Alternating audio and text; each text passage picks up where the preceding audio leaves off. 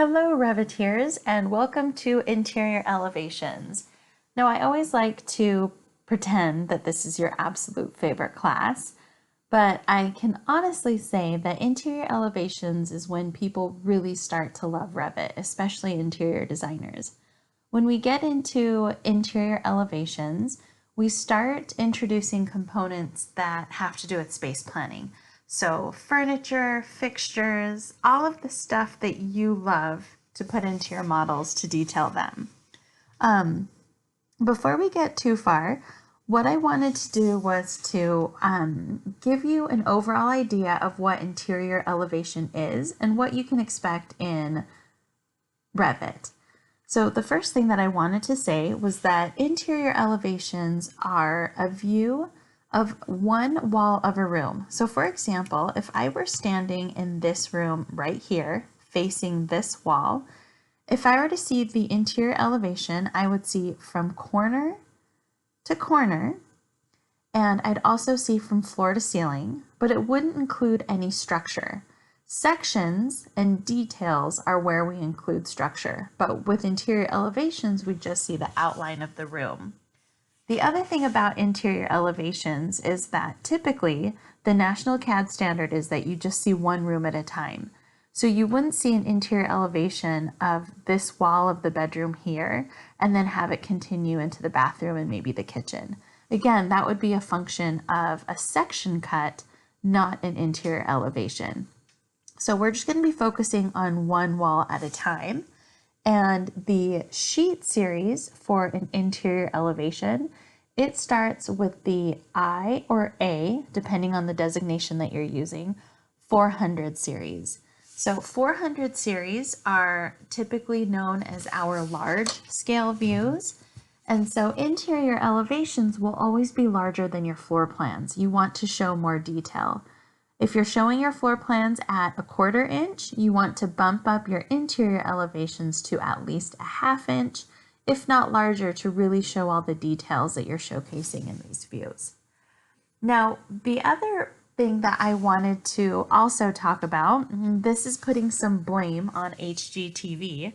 A lot of people think that when they start using Revit and other BIM modeling, that you can model a room or a space exactly the way you want to show for a client. And I'm here to kind of burst that bubble and say that that's pretty much impossible unless you have a TV budget like HGTV does. And the reason why that is we just don't have all of the resources to model every single piece of furniture. Now, there are manufacturers out there who do provide really good free BIM models for us to use, but it still isn't going to be exactly what you want to use on a project. That would be really hard to try to model every single piece of furniture. So what I want you to think about when you start to model and create your interior elevations, think about it as a really fancy or advanced space planning. Again, it might not be exact, but I'm sure you can find something that's close to the size and scale of what you want to use. And then later on in the semester, I will teach you how to do some of your own modeling to make a few simple pieces of furniture. Again, that isn't really our job to make everything custom for a client in these models. A lot of times things change. So you might specify a sofa for a client, and I don't want you to spend an entire day modeling a sofa because in the end it could be out of stock, it might be out of their budget, and they could choose something else. So think about what your client is paying you to do. Are they paying you to model a sofa for 8 hours, or are they paying you to get a comprehensive set of plans done to pass off to a contractor to build their project, within those 8 hours? So that's something I want you to think about. My clients definitely don't pay me to do renderings for them. They really pay me to do the architectural work. And as a bonus for them, I can create simple space planning renderings that will show them how their pieces fit within their space. So that's my blurb for now. Now let's get into talking about doing interior elevations. And what I'm going to do, I'm going to start in the living room. And I'm also going to introduce just the basic concept of how you can download some components. Let's start by thinking about a sofa. So for example, if I wanted to insert a sofa into our model, we come up here to component and the shortcut is CM. And this is really similar to what we've done with doors, windows, and walls. So by default, the component Revit wants to put into my model is this pendant light. And the reason why it's giving me a no is because think about your house. Do you have any pendant lights on your floors? Absolutely not. Hopefully they're in your ceiling. I won't judge you, but you're doing it wrong if they're on your floor. If I scroll down, you can see that we've got dryers built into this model. I see a range, lots of trees. So I'm just going to quickly go through these, but remember, I'm looking for a couch or a sofa. So if I come down, I have a chair. Let's see, I'm pretty sure there's a sofa in here somewhere. And if not, I know where to go get it. Nope, I think I'm going in alphabetical order. There's no sofa here. So in the past, you hopefully knew where to go to get new items, and it's the same thing here. I'm gonna let you think about it for a second while I take my mouse there. Is your brain saying load family? I hope so. So click on load family. And what we want to do is go into furniture and then seating in this case. And let's see what we've gotten here. There's a sofa, there's a sofa, there's a sofa. So not wonderful, right? But at least it's something to start with. So I'm gonna grab this Corbu sofa and I'm gonna click open. And again, this is going to act just like our other components. If I hit the space bar, it rotates it at a 90-degree angle. And I can just place it wherever I'd like. And you'll notice that as long as I, keep clicking, it'll continue to put sofas in my plan. Now, you guys hopefully know by now, at least intuitively, that if you hit escape twice, it will stop placing that particular component and you can move on to something else, whether that's putting in a different piece of furniture or something else entirely. So that's where our default components are.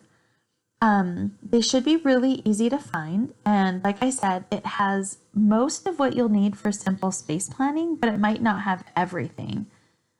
What I'd like you to also take a look at is I'm going to give you guys a minute to hop into our class Canvas page, Meet Me in Discussions, and we have a discussion here called Revit Family and BIM Object Links. Now, the reason why this has been created as a discussion is that every semester there might be a new website where there are new BIM models for us to use and download, or there could be, a website that doesn't work. So I'd like you guys to come here if you find any new websites, or let me know if something's not working. I should let you guys know that I'm not going to spend a lot of time showing you how these different websites work. And the reason why is that every year, these websites might get a complete facelift, and so it could be different from what I know. So instead of me fumbling around, just know that, at least 3 or 4 months ago, these links worked, and our students and we were able to go online, search for things, download them, and open them in Revit. What I'd like to do today is just to do a quick overview of which websites are available. I'm going to show you a couple of the favorites. So a class favorite is B&B Italia. So I'm going to open that in a new tab. I'm also going to show you Sub-Zero, and then a new favorite, which is Polantis. These guys have actually just been purchased by Revit as part of their official BIM library. It's pretty cool. So it's kind of fun to see them grow. The others, again, look on your own. And again, there might be more things out there for you to take a look at. So I'm going to start here in B&B Italia. So you saw what Revit had. B&B Italia has lots of different kinds of sofas. Like if you look here, we've got sofas, beds, writing desks. You guys go through here and find out what you want and download it. For now, I'm going to be really simple, and I'm going to grab this first sofa right here. I'm not in love with this, so I'm going to ignore that. So this one is like, I'll call it Aura. All right, so we've got the Aura sofa right here. And here's the thing with any of these sites. It might have a Revit model, it might not. Because under dimensions in CAD, in this particular case, it could be an AutoCAD file, it could be a Revit file, it could be SketchUp, or it could be all of them. We don't know. So I'm going to get this one right here, the AU250. And what I want to do is click on download. And let me see. It typically doesn't come up like this. So really, this is just kind of how it goes, to tell you the truth. I don't know what it's going to download, but usually it pulls up this nice little menu for me, and it's like, hey, pick what you want to download. Ah, this is the menu I'm looking for. Excellent.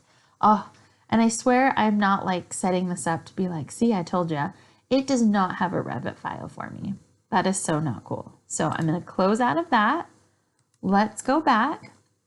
And I have to find another one that will help me with my space plan. Let me look at this simple one. Should I do Apollo or Bankside? Oh, I'm going to do Apollo. It looks cozier. So under Apollo, let's see if I can get lucky here. Dimensions in CAD. I'm going to click on download. So I'm going to do the APL243. Download. Still no Revit. Stinker. Okay, I'm going to click around. We're going to find one. I'll just stick with these right here. Let me go to this one. It's not Optimum. It looks kind of like Optimum to me. Let me click on this one and see if it's got something for us. Again, because they're free, I can't complain. I just have to take what's given to me. Yay, finally a Revit file. So I click on Revit, and then as soon as I hit confirm and proceed, I should get a Revit file downloaded. Not quite. I have a zip file. So the same thing should be happening to you, especially if you're using Chrome. And what we want to do is open it. And then when I say open it, I mean click on the zip file. We're going to open this in Revit. And as soon as we do, we really just have to do two things. One, we have to most likely convert it. It's going to ask us that. And then the second thing, we need to import it into our model. It's really easy. So first, let's open it. Here's the upgrade. So I think I said convert. I should have said upgrade. So we're going to upgrade our model because it was made in 2014. We need to bring it to 2021. It's pretty quick. Shouldn't take too much longer. If I could sing, I would play hold music for you. So right now it's trying to be rendered. This is how we can fix it. I know it looks wrong. It isn't. Just take this up to hidden line. So down here under your visual styles, hidden line. That looks more like a sofa. So that was an additional step. That was just to let you know that it is correct. It just doesn't have the right lighting, so it looked really dark. And now the last thing that we need to do is load into project and close. I like to close it because right now this is an additional file that's open. So I've got main level and view one. I don't want to keep this file open. I just want to pull it into my project. Load into file and close, save changes. Nope, I don't need to save anything. And now, because I was in the main level, it went to the right view, right? So you can see here I've got the sofa. I can click in. I can also rotate and keep putting it in. There is my new sofa. And then when I'm done, hit escape twice to be done. And I'm going to grab these guys. I'm going to delete that one. I'll leave that one there just to show you the difference in the detail. Some of you guys may have gotten an error. And if you got an error, it may have been because you are in a view where you can't place a sofa. So for example, if you're in a sheet, you can't place a sofa on a sheet. I don't know where you might be, but just know that you have to be in the main level. And once you've loaded the component, even if you haven't placed it, if I click on component right now, that sofa is still there, right? So again, even if you get the error like, oh, you are in a view where this can't be placed, just know that the component is in the model for you. Just get into the correct view, which would be any one of your views. Let's add one more thing just from the Revit library. Let's see if we can get a table in here. So I'm going to go to load family, and there is a TV stand. Ugh, sorry. I mean, wow, beautiful. It's like under tables. Here's a coffee table. I'll take it. And wow, that's beautiful. I'm going to just put it right here. Here's my master's degree in architecture, people. I'm just going to throw that in there. And yes, there are different sizes, but for the sake of moving along, we'll just call that good. All right, so here's a couple components. And really, this is the class where you guys just get lost in finding components and all these cute little things. So again, I'm going to let you go crazy and find what you want within and outside of Revit, okay? I'm just going to teach you how to open them, upgrade them, pull them into your model, and then the last thing, which I'm about to do now, is how to actually create the interior elevation view. So what I'm going to do now is we're going to go to View up here at the top, and there should be an elevation button. So I'm on this tiny laptop, so it's kind of a small button, but if you're on a full desktop, you might have a large button there. Please click on elevation, but before you do anything, just notice that there is a difference between a building elevation, which refers to the exterior, and the interior elevation. So whenever you want an interior elevation, look at the graphics of it. Make sure that it's an actual interior elevation. So go ahead and, it might not even be pointing at what you want to look at yet. That's okay. We can change that. But go ahead and place it to where it works on your plan. So I'm going to go ahead and click here, and then I'm going to hit escape.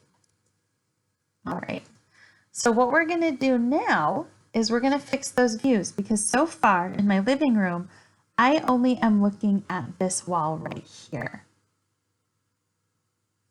What I also want to do is to turn on the other views. In fact, I'm going to turn on all four.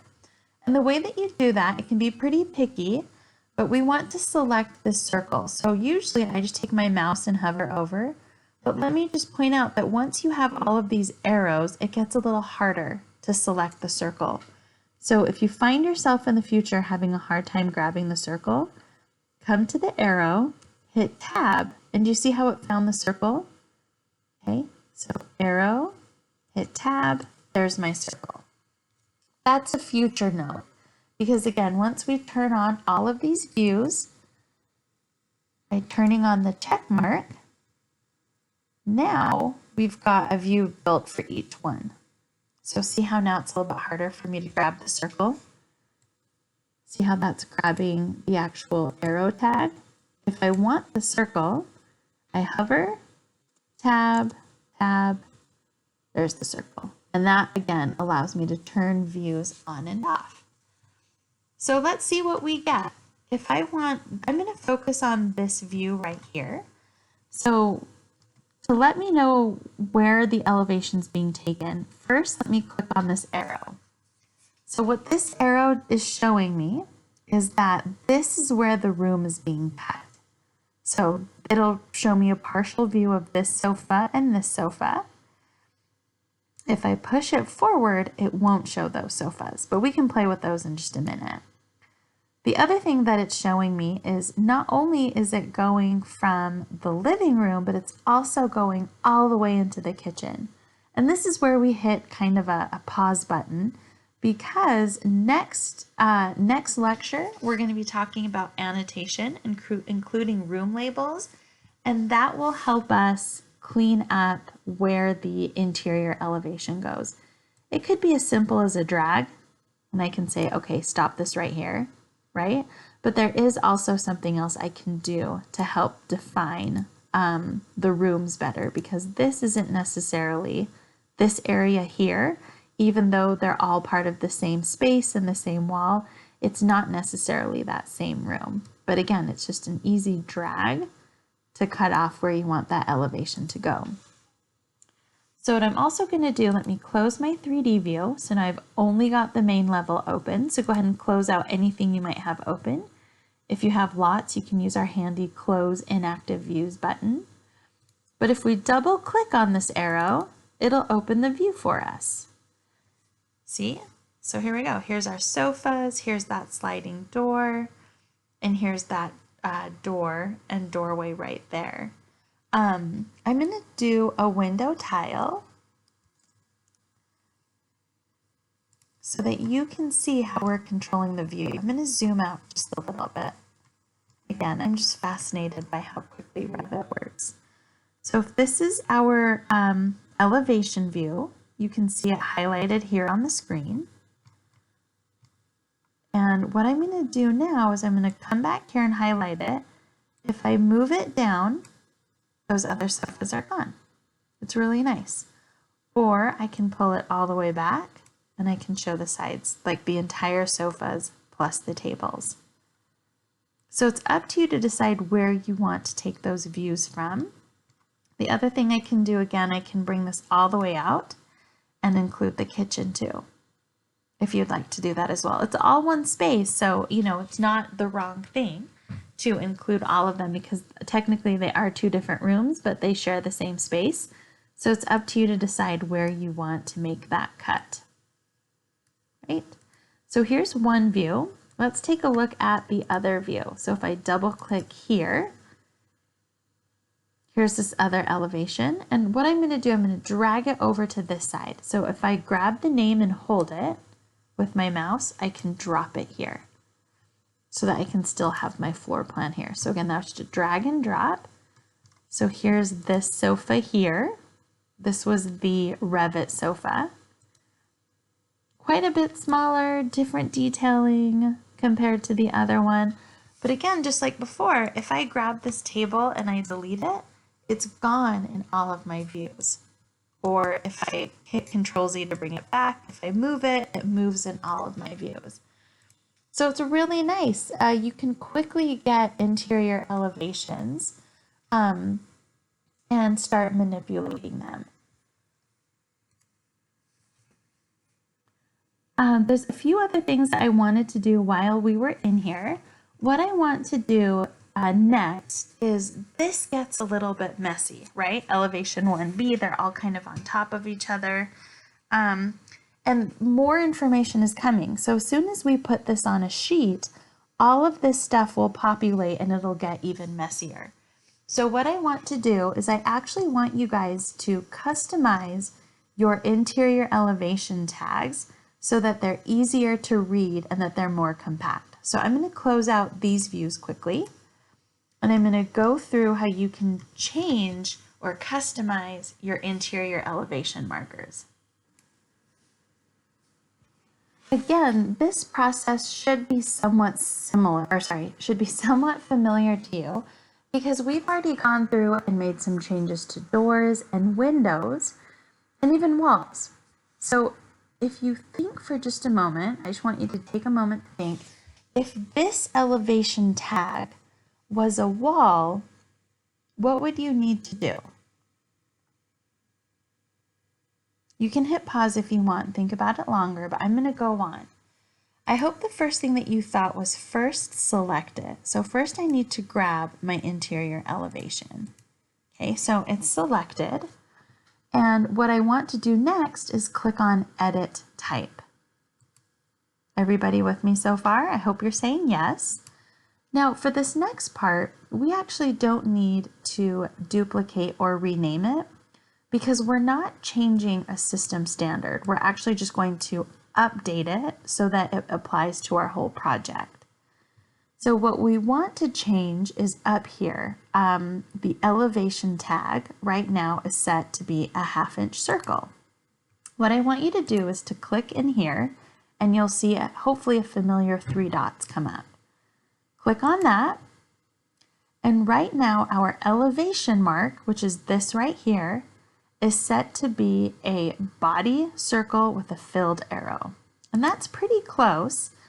But it also includes the view name, which is pretty crazy because that just gets really long. Down here are all of the square options, but please remember that typically squares are reserved for exterior elevations. So we want anything that's a circle. So let's try just filled arrow. I'm going to click on OK and then apply. I think that should be just fine because now the name is gone, but it will tell us where it goes on the sheet eventually. So again, the only thing that I changed, elevation mark, body circle, filled arrow. I took away the view name just because that was taking up way too much space, okay? We could even do detail number, but that takes away, I'm pretty sure these won't be filled anymore, right? So I would like to, again, change it just to be filled arrow. And the detail number will eventually populate once we put it on a sheet.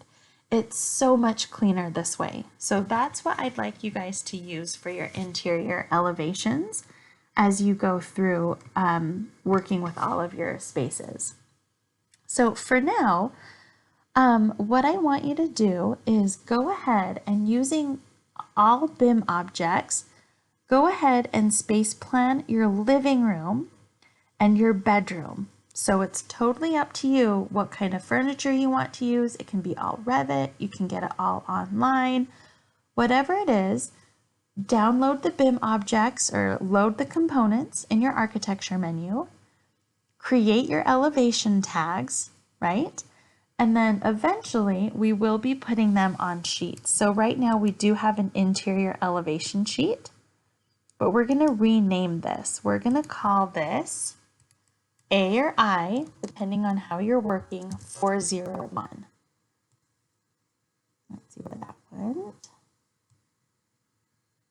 Okay, I-401.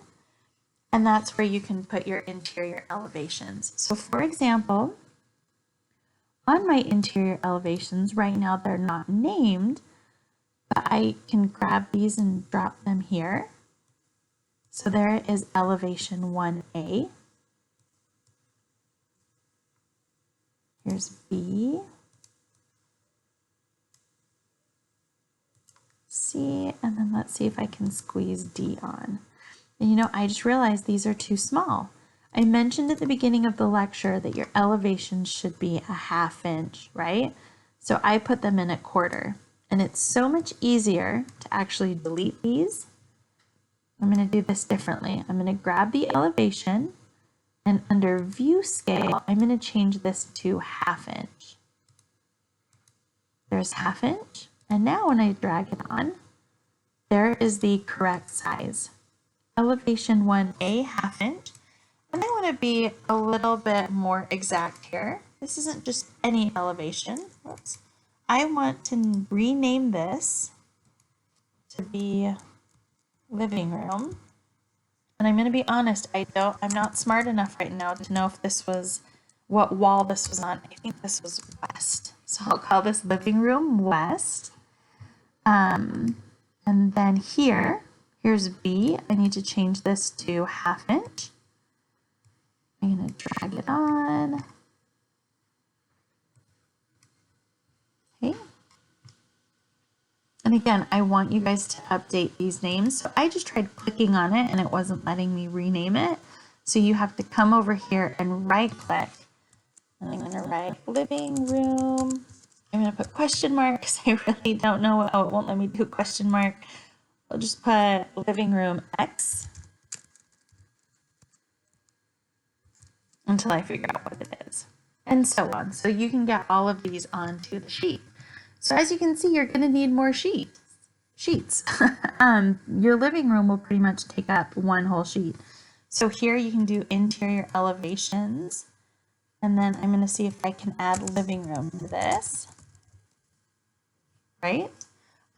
Or if it's several rooms, you don't even have to add living room here. You can make a new sheet, call it 402, and also call that interior elevations. So if you are able to, go ahead and put more than one room on one sheet, but in this case, I'm pretty sure it's going to take up a whole sheet, so that's just fine.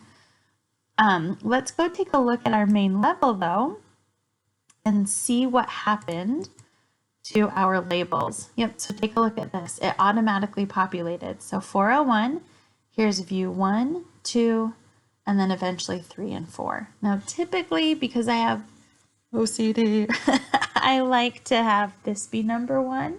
and then go clockwise. So I can just rearrange it on the sheet and relabel it, but I like it to be 1, 2, 3, 4. So that's something you guys can do as you work. And again, when you come to this view, you can place your interior elevation first and then your furniture. It's totally up to you. Try that first, and then after, what we're going to do is we're going to hop into the bathroom and we're going to try a new method where we combine using BIM models and drafting at the same time. For now, we're not going to touch the kitchen. Let's wait on the kitchen for just a bit, but let's at least try the bathroom for the combination of BIM modeling and drafting. All right, I think that's enough to get you guys started. Have fun with this. I can't wait to see what kind of views you guys come up with on your sheets. And then again, come back in just a minute and we'll continue on how to combine BIM and drafting methods. Thanks.